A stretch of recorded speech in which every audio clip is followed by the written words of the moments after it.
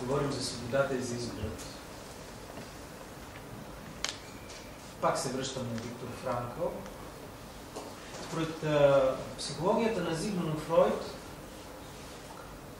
там имаме нагон. Между другото, трябва да направим дефиниция. Какво е нагона? Нагона това е естествена енергия в човека. Агресията е естествена. Сексуалността е естествена енергия, която обаче не може да не достигне своята цел и своят смисъл. Нагонът е това. Фройд казва, че ако нагона не се задоволява, тогава възниква някаква невроза. Тоест, имаш някакво желание, ти трябва непременно да го задоволиш. Той е израснал в еврейска среда, там няма задоволяване на нагоните, като едно вярващо семейство, в което е израснал. И той, това сексуидейството му дава точно това. Но това е доста животинско, защото задоволяването на нагона не поставя въпроса за другия човек. Греха как се извършва? Винаги срещу някой, срещу Бога. Аз гледам на другия човек като мен, който е до мен, като нещо, което мога да използвам. Това е страха на Адам и Ева един от друг. Другия да ги обективизира. Аз гледам на другия човек като на средство, като на функция, която мога да притежавам. Не гледам на него като на личност свободна, която има своята ценност, а като нещо, което мога да използвам. Аз мога да си го купя. Дали е жена, мъж, дете, аз си го купувам и не го разглеждам по никакъв начин като личност. Или аз съм си един човек, който трябва да единственото мое желание да задоволява. Другия изобщо отпада. Ето това е греха. Разбирате ли? Другия да не представлява никаква ценност. Аз имам 100 души работници, които за мен те са нищо. Те са хора, които трябва да печеля от тях. Аз им давам нещо, но не този месец може да не им дам, защото искам да си купя един джип. Защото ако не си купя джип, аз ставам невротичен. Това е най-новия джип и аз искам да го имам. След 3 месеца излиза друг джип и аз искам него да имам. Другите за мен нищо не значат. Те са средство, с което аз мога да осигуря да задоволя моя нагон. Ето това е тази психология на Зигмунд Фройд. Ако аз не мога да задоволя нагона си, ставам невротичен. Виктор Франкъл поставя обаче тук възстава срещу тая теория и говори за свободата на избора. Сега е пост, нали? Постът е аскеза, упражнение. Ние се упражняваме. Ние се упражняваме в подвиг. Подвиг е нещо, което е излизане напред и нагоре. Това означава подвиг. На гръцки аскеза. Аскетите са онези, които непрестанно тренират. Хвърляне на диск, мятане на копие, бягане, маратон. Това са аскетите. Аскезата в Гърция е това. Ние също сме подвижници, т.е. излизаме от себе си буквално. Излизаме напред и нагоре. Решаваме да постим. Или пък ако не сме религиозни, решаваме да гладуваме, за да сме красиви. Да смъкнем 5-6 кг, да се изчистим от токсините и почваме да постим. Третия ден е критичният ден. 3 дни не сме яли. Обаждат ни се по телефона наши приятели, айде да излезем. Отиваме в едно заведение и всичко ни мирише, понеже на третия ден вече сетивата ни толкова са изострени към храна, че някой си поръчва печено агне, да кажем, или порция и на нас веднага мозъка ни казва, че трябва да се храним. Тоест ние имаме потребност. Значи физиологията реагира и на това, което се случва при нас. Почва да ни се отделя слюнка. Нали? Почваме всичко да мирише прекрасно. И в един момент какво правим? Ние имаме две възможности. Или да се наедем, или да изберем свободно в името на нашата кауза, която правим, да отхвърлим това нещо. Това е свободният избор. Ако една животинка, една кота, да кажем, го държите 3 дни гладно и му сложите паничка с храна, 100% котката отива и се наяжда. При човек, ако го държите гладен и му сложите храна, той, ако е в името на нещо, може да откаже тая храна. Категорично. Това ни прави абсолютно различни от животните. Свободата на избора. И когато ние избираме свободно, а кога избираме свободно? Когато имаме някаква цел, когато имаме някакъв смисъл, който ние трябва да сме изпълнени с него и ние трябва да направим тази аскеза, този подвиг и трябва да изберем. Именно и само тогава ние можем да направим този избор.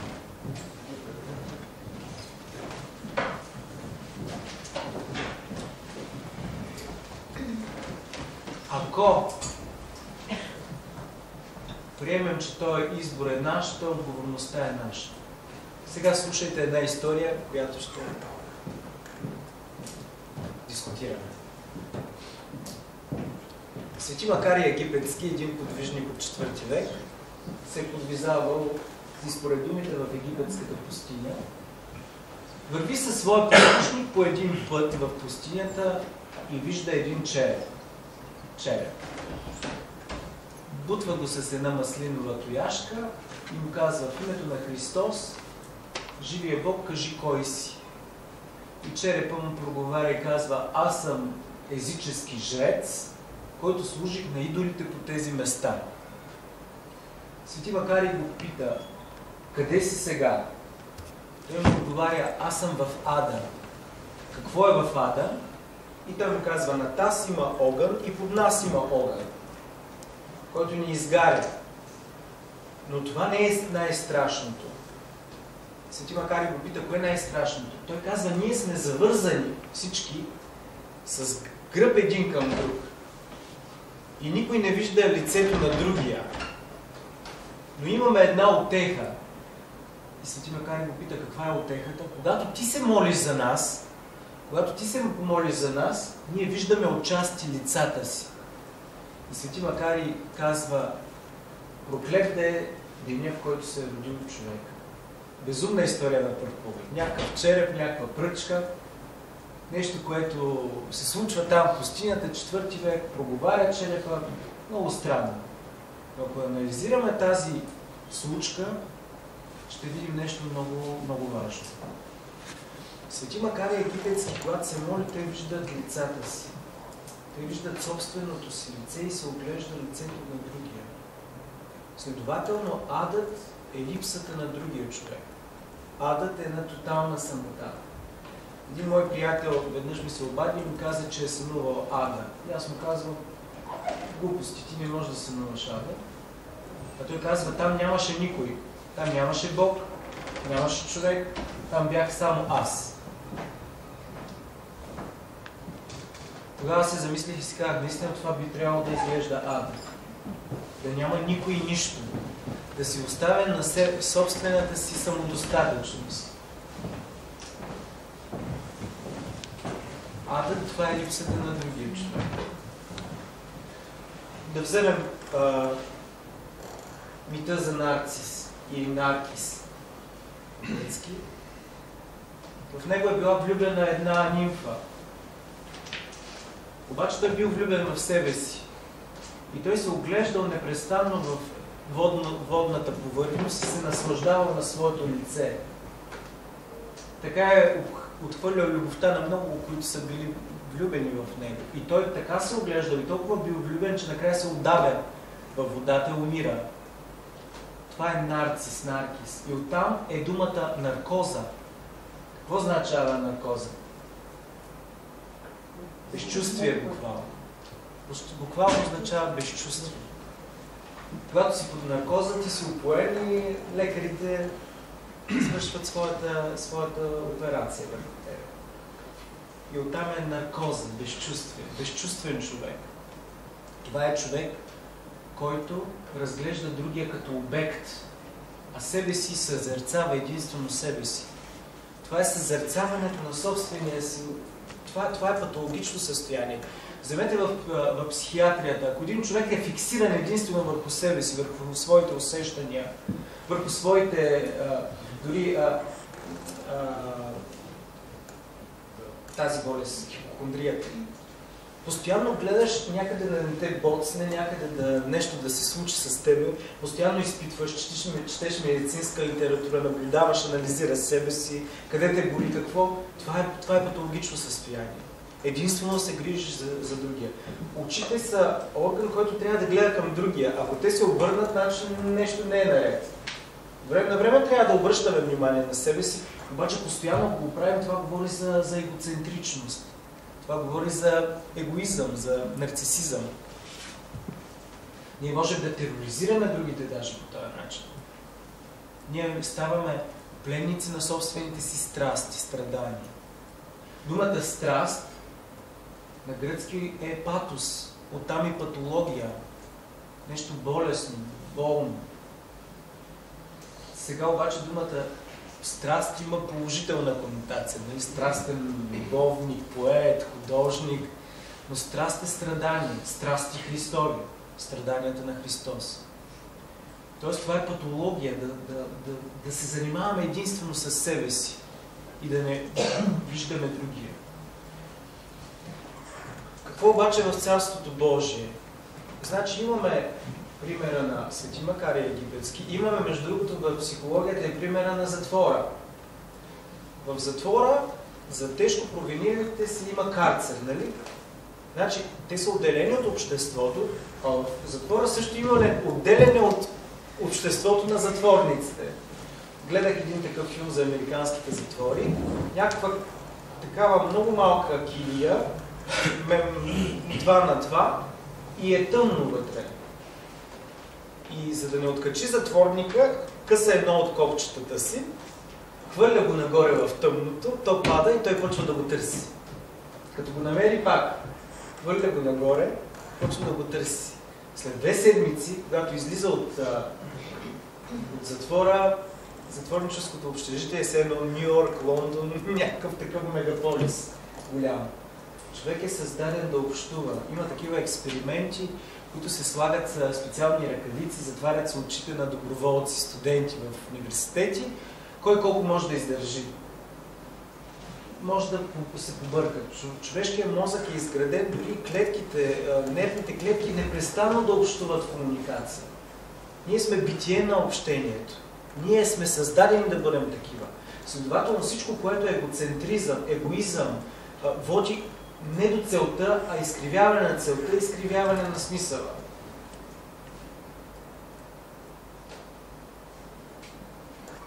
Всичко е в...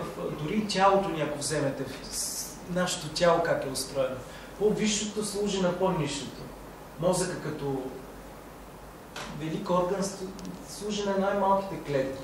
Функциите на човешкото тяло. Сърцето доставя кръв на най-малките капилярчета, на най-малките клетки. С какво се влюбва човек? С сърцето или с ума си? Кажете. Като се влюбвате, с какво се влюбвате? С стомаха. Светка с стомаха. С сърцето? С сърцето. Но то е един мускул. Как човек може да се влюби? С сърцето. С феромони. С феромони? С сърцето или с разума?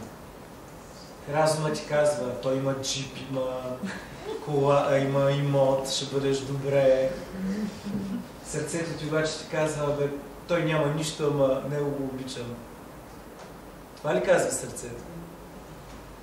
Достоевски казва, че разума е 20-та част от човека. Знаете ли какво е сърцето? Как е устроено едно сърце? Той е с една тъкан като пътека. В Стария Завет Бог пише в свитъка на сърцето. Хората са мислили, че сърцето е център на човека. И въобще и древните, и в Стария Завет, и Христос, и Стари Завет пише от синко сирах, от всичко най-много пази сърцето си. Христос казва, че от сърцето излизат и добри, и лоши помисли, сърцето на човека непрестанно, а то пък е някакъв мускул. Тогава само мускул ли е? Според медицината вече то не е само мускул. Преди 3 години откриха хормон на сърцето, който влияе в абсолютно всичко в човешкото тяло. Има много рецептори по сърцето. Много лесно се прави трансплантация на сърце. Режат се кръвоносните съдове и се поставя в другия човек. Но дали това сърце ще пасне, дали ще се задействат тези рецептори? Прави ли се трансплантация на сърце днес? Прави се, да. Това е велико. Чели ли сте интервюта с хора, които имат чуждо сърце? Много е интересно. Те имат усещания от този, който е носил това сърце преди тях. Има един абат, един игумен на манастир, римокатолик, който претърпява такава операция и става човек с присъдено сърце. Той дори надживява и хирурга, който му оперирал сърцето, но той като духовен човек, като монах, усеща някои неща, които преди никога не е усещал. Това сърцето влияе много. Христос говори за коравото сърце, заради вашето жестокосърдечие. А пък митаря си щупва сърцето, когато влиза в храма. И удреше се в гърдите и казваше: бъди милостив към мене грешния. Това е щупването на сърцето. Един голям подвижник и богослов на нашето време говори за разширяването на сърцето. Както он е монах, който казва: погледнах в сърцето си, видях, че моят брат го няма там. Това сърцето може да се разширява, може да се стеснява. Христос казва, че ще влезе в онзи чука на човешкото сърце и ще влезе със своя небесен Отец и Светия Дух и сърцето на човека ще стане обиталище на Троицата. Стенописите рисуват как Христос чука на една врата, но тая врата няма дръжка отвънка. Тая дръжка е единствено отвътре. Тоест ние можем да отворим тая вратата на човешкото сърце. Така че това разширяване на сърцето става, когато приемаме другия като личност, като рай, другия като наш като рай, като очакване, другия като наш живот, другия като нашето друго аз, алтер его, т.е. нашия друг като нашия живот. Свети Антоний Велик казва, че нашия живот е нашия ближен. Старец Спрони Сахаров също използва тези думи на Свети Антоний. Казва същото. Така. Значи какво имаме? Имаме в сърцето като една бездна. Като бях в манастира Ковил в Сърбия, се запознах с един монах, който станахме много близки с него.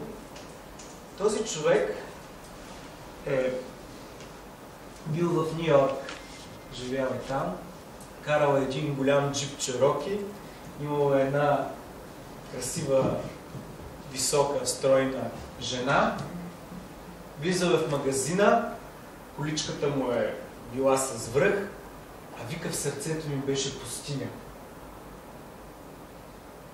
Всичко това е имал, а в сърцето му била пустиня.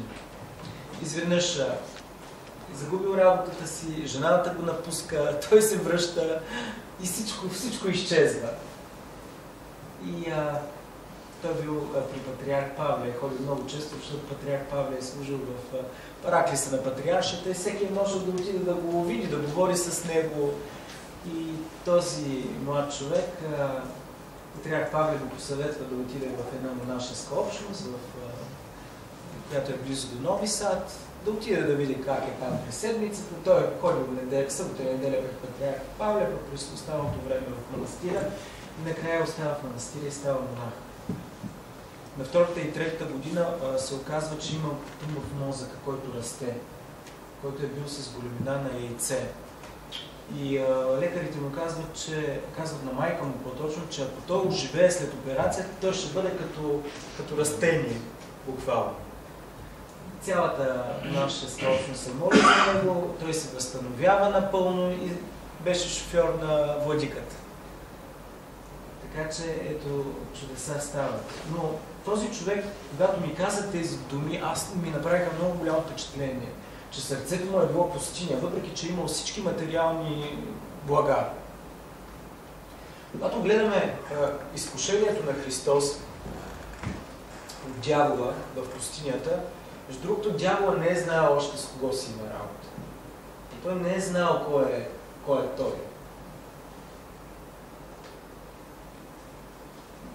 Той го смята за пророк, за някой, който идва и му казва хлябовете, камъните да станат на хлябове, както ни изкушава всички нас.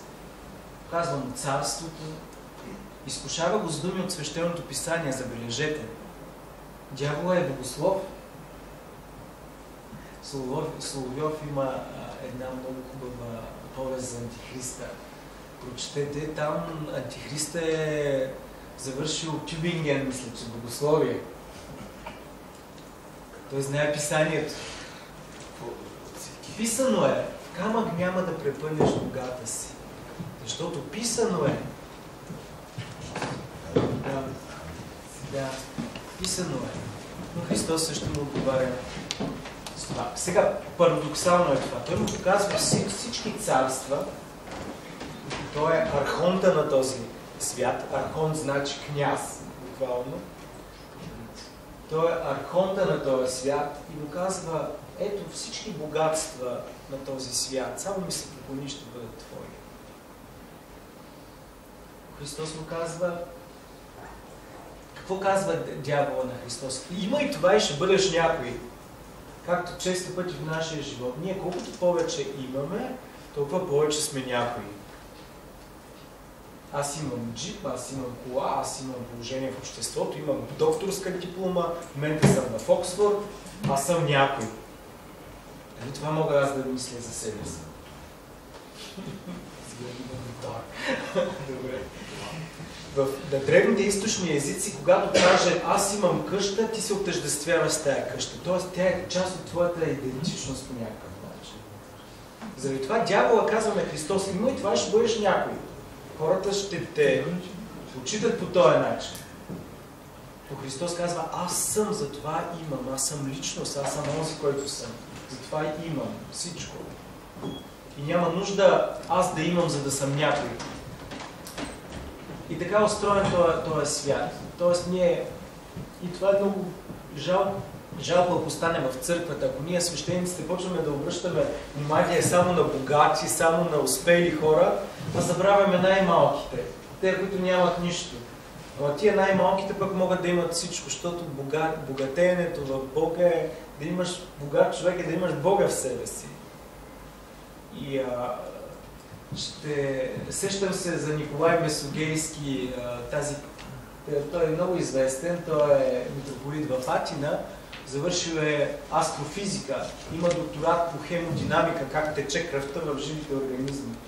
Работил е за НАСА, голям учен, завършил е в Америка, въобще много интелигентен човек, който казва, целият ми живот аз съм бил подготвен да бъда учен. Имам дипломи, имам всичко и отивам на Света гора да видя един румънски аскет, Юрдив, на всичкото отгоре. Просто чух за него, реших да го посетя. Носех му сок, носи му някакъв натурален сок. И този аскет, когато влязъл в неговата килия, пода бил целият първо било страшна мизерия, пода бил в найлонови турбички, такива, дето му носили като килим от целия пот. И този аскет, като видял този митрополит, голям учен, вземал натуралния сок и го разсипал през всички стени. Стените били целите в сок.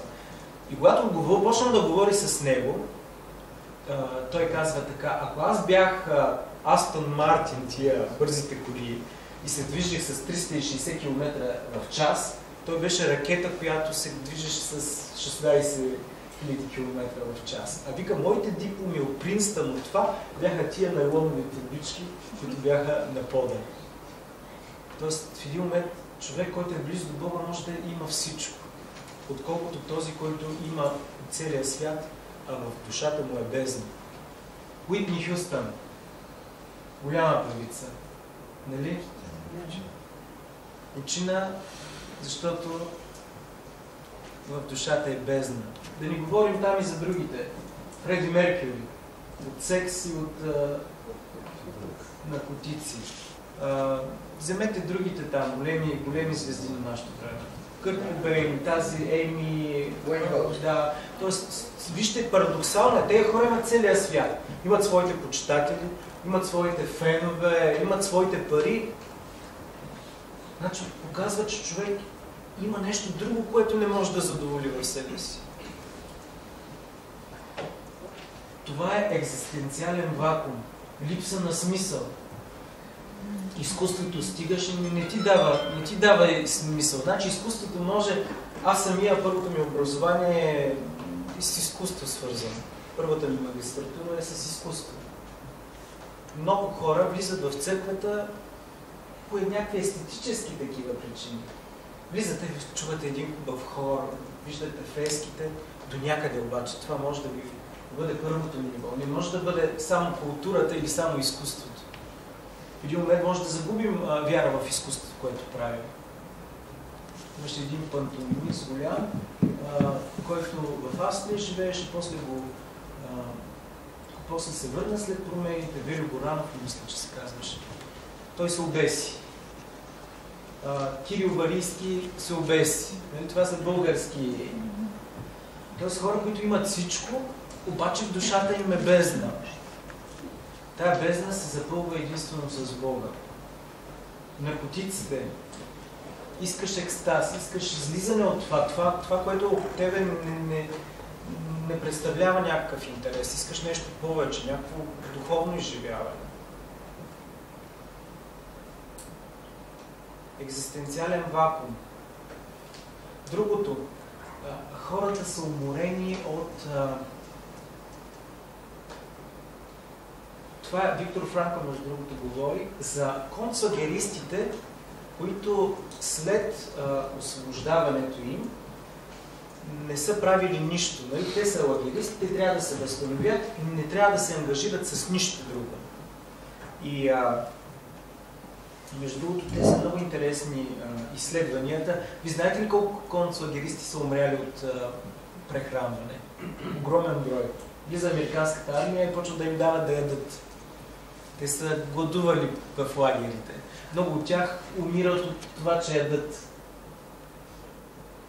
После разбират, че трябва да има някакво захранване при това, но правят един анализ.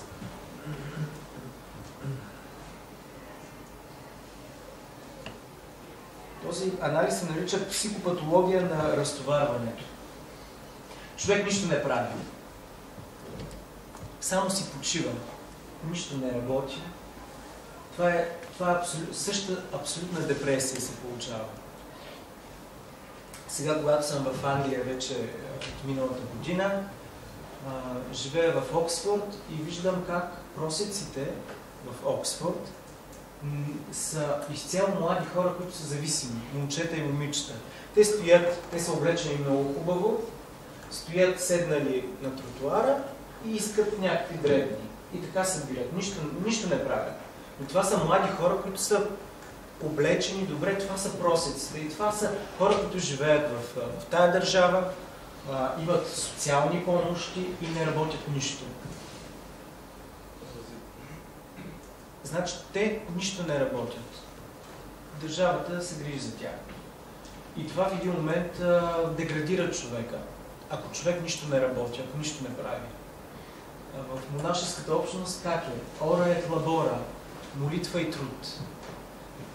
Значи човек е създаден да твори, той е и homo creator. Ти не можеш нищо да не правиш. Когато нищо не правим, ние почваме да се занимаваме със себе си. Да се наблюдаваме и се разболяваме. Много депресии възникват от липсата на работа. безработните имат нужда от психолог. Особено ако това състояние продължи 1, 2, 3 години. Имам приятел, който не работи вече в 5-6 години. Мисля, че при него ще продължи целия си живот вече от там нататък. Така, алкохол и никаква работа. Или концерт.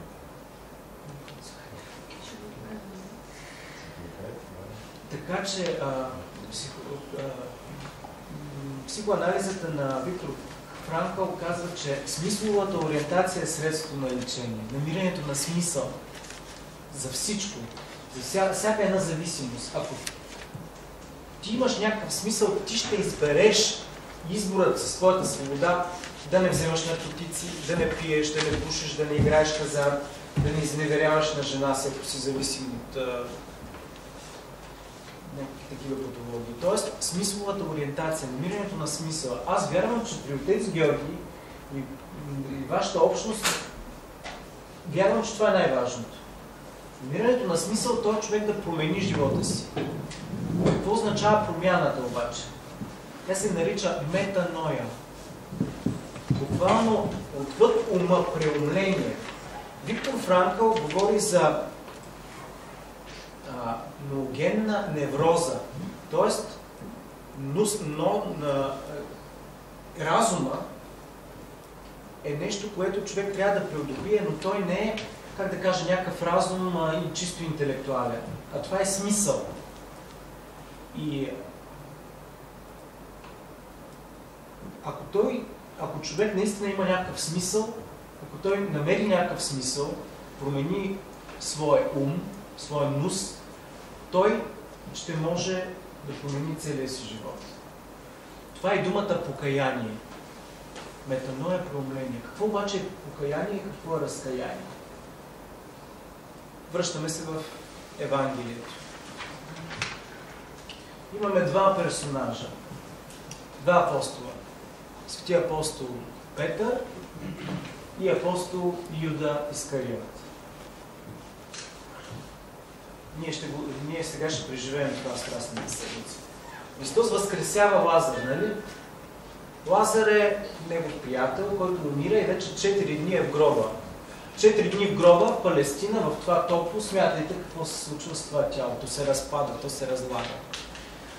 Има много случаи, ако един човек умре, на 5-та, 6-та минута или 7-та или на 10-та да се съживи. Има случаи в медицината.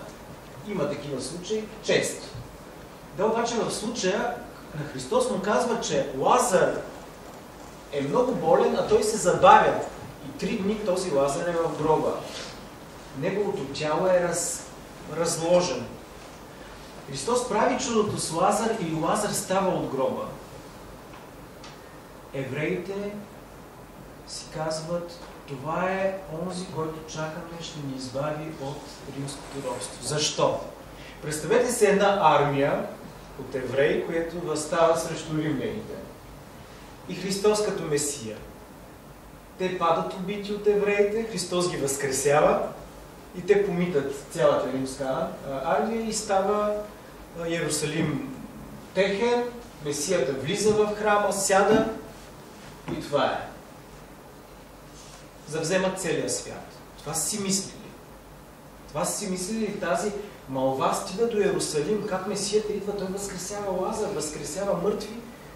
Пилат Понтийски, времето му си отива. Нали? Айде, ще победим. Юда си казва, ето това е. Това е Месия. Обаче, Христос влиза в Йерусалим, нито сяда в храма, нито дори излиза от Йерусалим. Юда не съвпада неговото виждане с това, какво е Христос. Христос не съвпада с неговото виждане. Следователно той се казва, този човек трябва да го предам, защото той лъже Месия. Отива при старейшините и им казва, какво ще ми дадете, ако ви го предам? Те му казват 30 сребърника и знаем историята. Той го предава с целувка, хванат е Христос, заведен в претория съд. Обаче в Юда нещо се щупва. И той отива пред стареите и казва, предадох невинна кръв.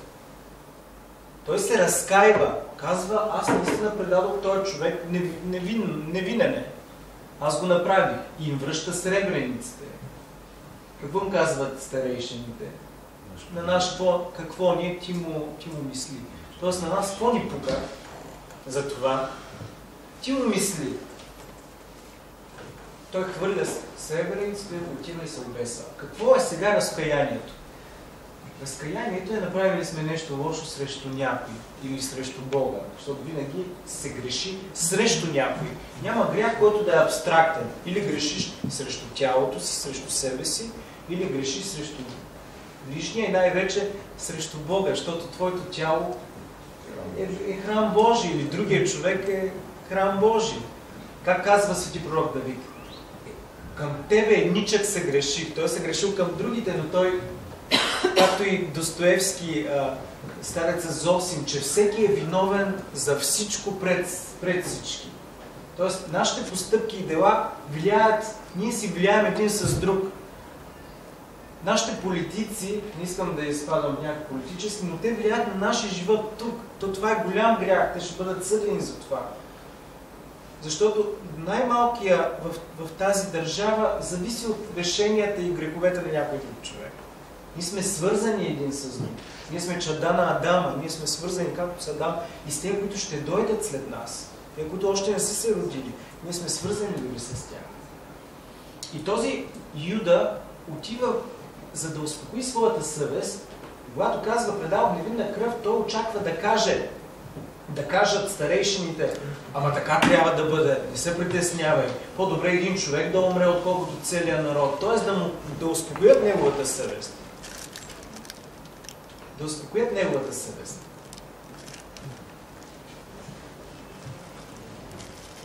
А те не правят това. Те не успокояват неговата съвест, а казват, че му мисли. И този човек вече загубва всичко. И отива и се обесва.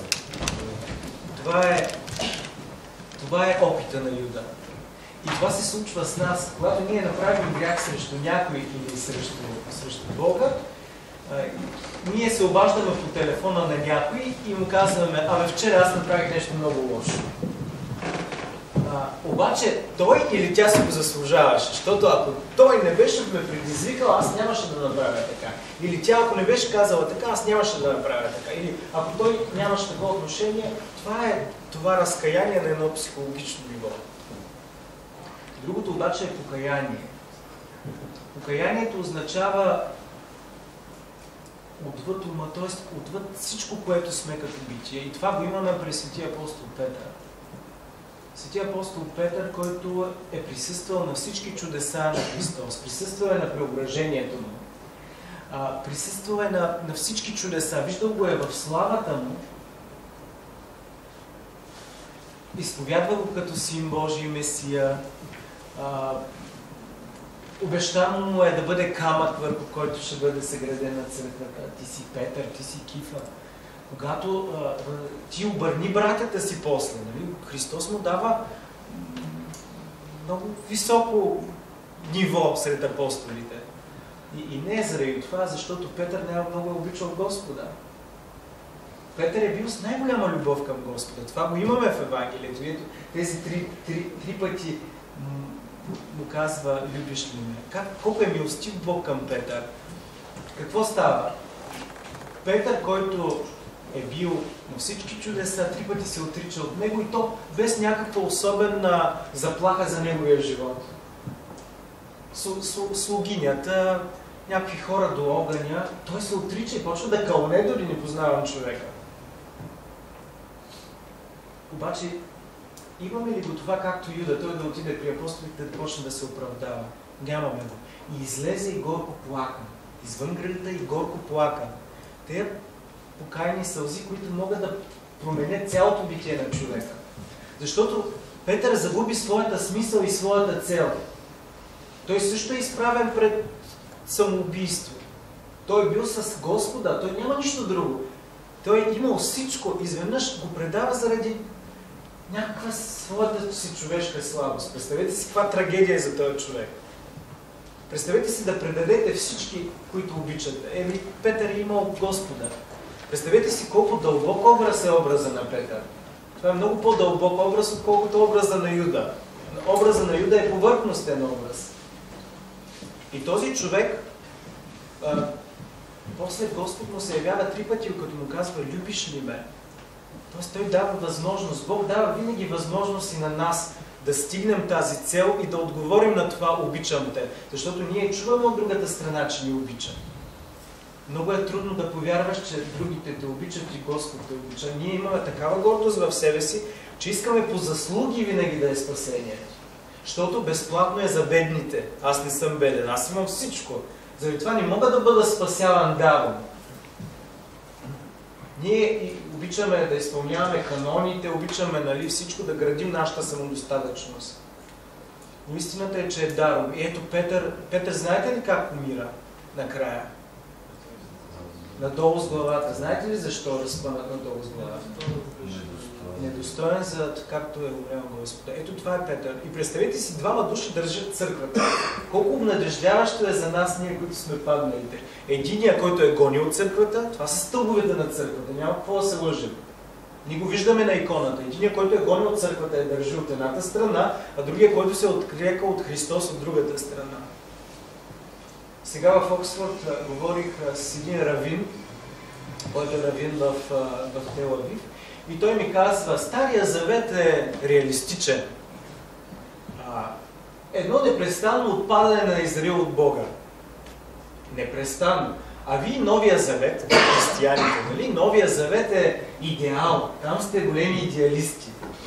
Любов, обичане на враговете и всичко. Ние сме, вика, много по-трезви. Аз му казах, не съм съгласен, абсолютно.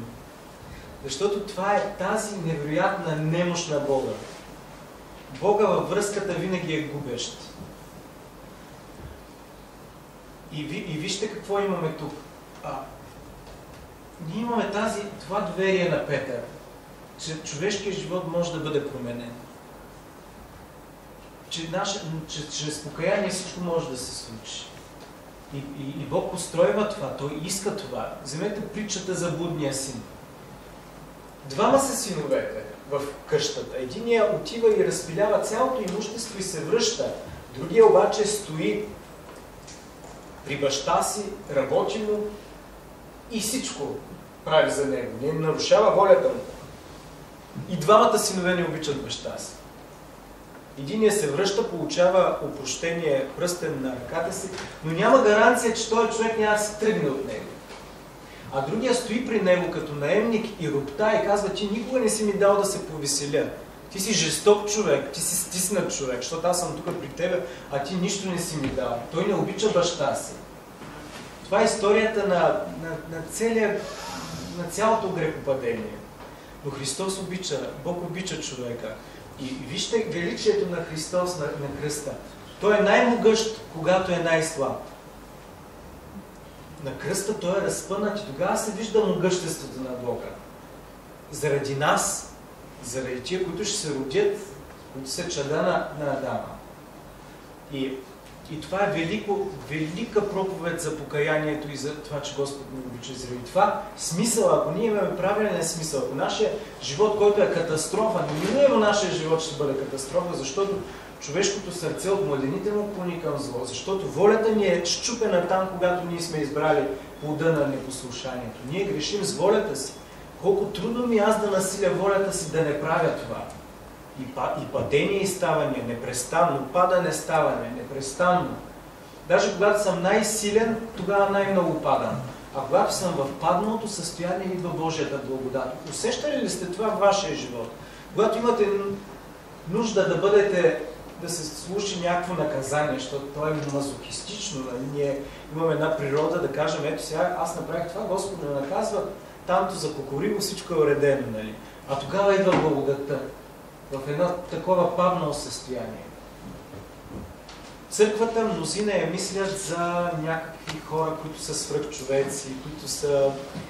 И заради това е голямо разочарование, когато свещеник падне, когато има някакъв скандал, хората си казват, това не е църква. Истината е, че църквата е една лечебница. Истината е, че ние не сме съвършени, но имаме желанието да се поправим. По какво се различава един християнин от обикновения човек, който не е християнин? че един, когато върши грях, знае, че това е грях, че това е изкривяване на целта и за смисъла на неговото предназначение. Защото дефиницията за покаяние каква е? Не някакво юридическо покаяние, а да знаеш, че си на грешния път и да имаш желание да се върнеш. Тоест да знаеш, че това не е твой път, който те води към целта и към смисъла, който е Христос. Но ти имаш желание да се върнеш. Бог гледа на волеизлиянието на човека, на неговото... Защото волята, ние грешим с волята си, разберете, не с природата. Защото природата е направена от Бога, тя е нещо безгрешно. Няма грях на природата, има грях на волята. Ние грешим с волята си. Аз насилвам моята воля да съм добър, да обичам моя ближен и моля Бог да ми даде тая благодат. Аз насилвам моята воля да не блудствам. Аз насилвам моята воля да не взимам наркотици. Аз насилвам моята воля да не изневерявам на съпругата или на съпруга си. Аз насилвам моята воля. Всеки час, но аз разпъвам себе си. Това е волята. Ние грешим с волята си. Следователно, Бог вижда най-малкото волеизлияние, че човек иска да се промени. Той вижда, как се казва в молитвата на Свети Симеон Нови Богослов, ти виждаш частицата от сълзицата. Аз нямам дела, Господи, нямам и сълзи. Ти виждаш моята немощ. Старец Софроний има една молитва, който моли Бог да влезе в него и да свърши той това, което човек трябва да свърши, заповедите. Тоест, ние сме немощни. Ние трябва да признаем, че сме немощни. Ние трябва да признаем и да станем този материал в ръцете на Бога, който Той да извая своя образ. Това е великата дума за покаяние. То не е малодушие. Покаяният човек е най-радостният, хармолипи, светла печал. Ето сега е Великия пост. Покаяният човек не го интересува какъв е бил. Това е нещо, което е в миналото. То не съществува. Бъдещето също не съществува. Тук и сега е важното. А дявола, както казва отец Петър там, любимата му игра да ни хване от настоящето, да ни сложи в миналото, където са нашите грехове, нашите грешки, всички травми, всички неща, които са ни се случили, и оттам да ни вкара и в бъдещето, където са всички страхове, болестите, смъртта, изкушенията, всичко, и ние забравяме да живеем тук и сега. А покаянието е това непрестанно обновяване, падане, ставане, докато не се изобрази в нас Христос. Един монах правил ръкоделието си,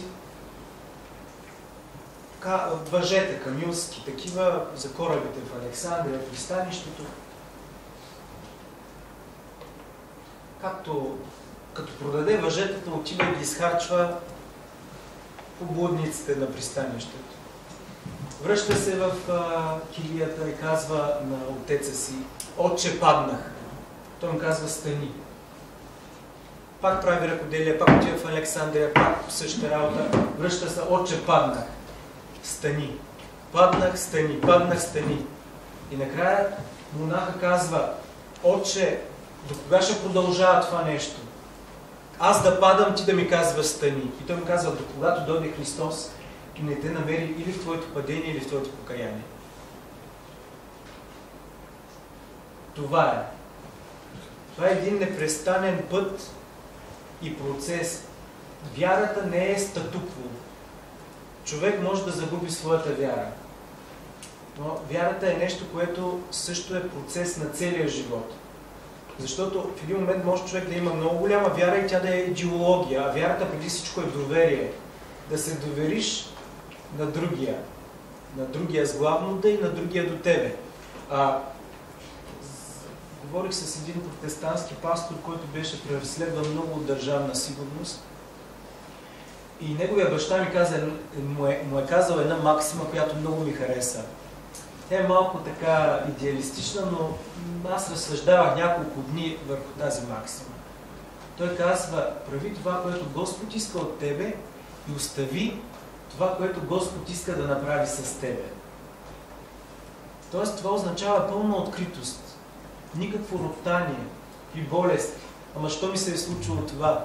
Ама защо живота ми мина така? Ама то, ако не беше се случило това там на млади години, аз нямаше да съм в този състояние. Нямаше да съм болен от хепатит, нямаше да съсипя живота си, нямаше да направя аборти. Няма. Това се е случило и от тук Бог действа със своята благодат. един подвижник казва, че Бог може да използва демоните за спасението на човека. Гледайте какво нещо. Може да използва греха на един човек за неговото спасение. Велики думи. Човек може Бог да допусне огромно падение, този човек после да стане. И това го имаме в примера на светиите. Светиите не са били някакви супер същества, които никога не са падали. Напротив, в пустинята в Нитрия, когато падал някакъв монах в някакъв грях, отците казвали, днеска падна той, утре съм аз. Те знаят много добре по какъв ръб се върви в духовния живот. И заради това ние не трябва да се... Много често християните, когато влезете в една църква, виждате как правилата и нормите са най-важното нещо. Те замесват тази липса на вяра